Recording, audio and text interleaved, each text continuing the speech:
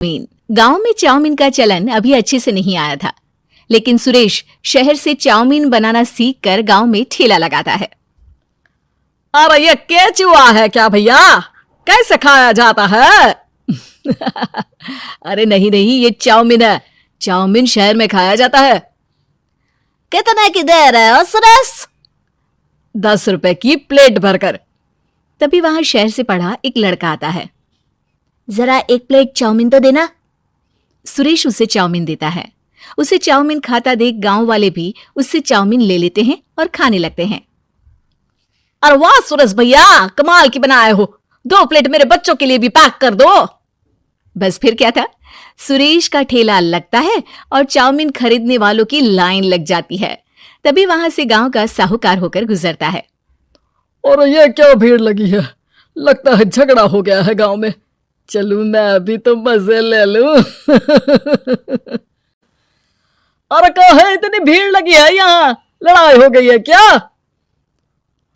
अरे साहूकार साहब, ना ना ना, कोई लड़ाई ना हुई है। ये तो सुरेश की दुकान है चाउमीन की। हम लोग चाउमीन खाने आए हैं, आप भी खाइए ना। साहूकार चाउमीन खाता है और सुरेश की तरफ देखता है, जो सारे दिन के पैसे गिन रहा होता है। अरे सुरेश, क्या लागत है इस काम की? अरे साहूकार जी, आप अब आए हैं तो ये पूरे 10,000 रुपए ले जाइए, जो पिछले साल शहर जाने से पहले आपसे लिए थे ना।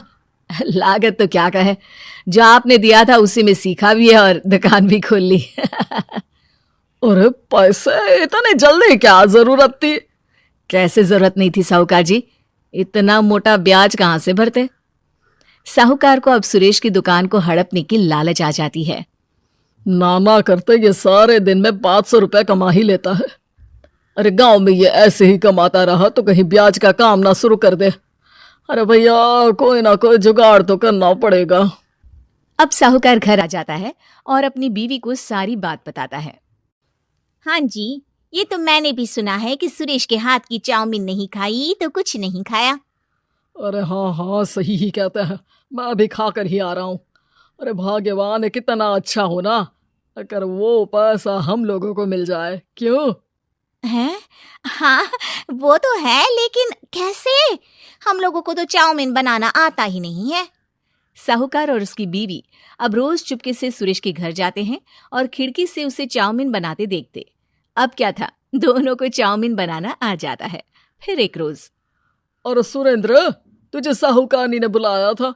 बोल रही थी कि बेटे के जन्मदिन में 10 किलो चाउमीन का ऑर्डर देना है। बना दोगे ना? अरे हाँ हाँ साहूकार जी, मैं जरूर बना दूंगा। कब देना है घर में 10 किलो चाउमीन? अरे वो तो तू घर आकर बता कर लेना, मैं नहीं बता पाऊंगा।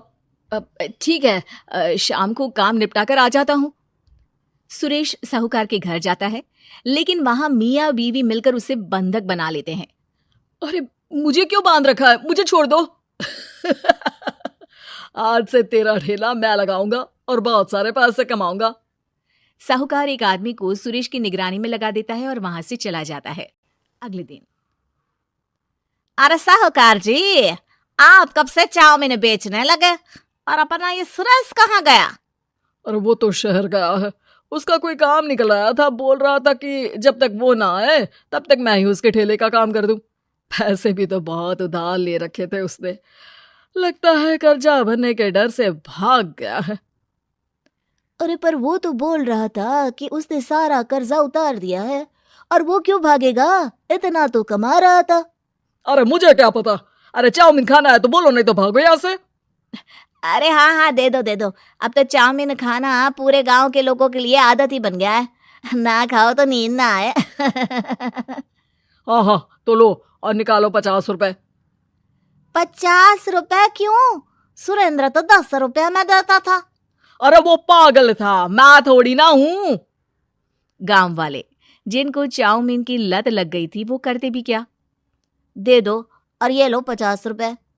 लेकिन फिर साहूकार उन लोगों को प्लेट में थोड़ी सी चाउमीन रख देता है। अरे ये क्या, पैसे 5 गुना ज्यादा और चाउमीन बस इतनी सी। अरे साहूकार साहब, भगवान से तो डरो। बस फिर क्या था, साहूकार की मन मर्जी चलने लग जाती है और गांव वाले करते भी क्या। एक रोज, मुझे तो लगता है कि सुरेश को साहूकार ने मार डाला होगा, क्योंकि उसका काम इतना अच्छा चल रहा था। फिर वो क्यों जाता? और वो भी साहूकार के हवाले दुकान करके। ना बाबा ना। अगले रोज भाग्यवान, देखो तो जरा, इस सुरेश भी ना कितना पागल था। जिस काम से वो ज्यादा पैसे बना सकता था उससे इतने कम पैसे छाप रहा था। 50 रुपए प्लेट में भी गांव वाले खूब खा रहे हैं चाउमीन। हाँ जी, और जितने में वो लोगों को 10 प्लेट खिलाता था भर भर कर हम लोग उतने में 20 प्लेट बना रहे हैं। क्यों जी? वहीं सुरेश रोज भगवान से मांगता कि बस एक बार वो किसी तरह वहां से निकलने में कामयाब हो जाए, लेकिन उसकी हर कोशिश नाकामयाब होती। फिर एक दिन, अरे भाग्यवान, ऐसा कुछ करो कि चाउमीन बनाने का खर्चा आधा हो जाए, जिससे हम लोगों को और मुनाफा हो। ना जी, मुझे तो कोई तरकीब ना सूझ रही। अरे सुनो, एक काम करते हैं, चाउमीन बनाने में जो सब्जी लगती है वो मंडी में लेने तुम देर रात चली जाना। तब तक वो सारी सड़ी गली सब्जी जो दुकानदार वहीं फेंक जाते हैं वो उठा कर ले आना फ्री में। अरे वाह जी वाह, आप तो बहुत समझदार हैं जी।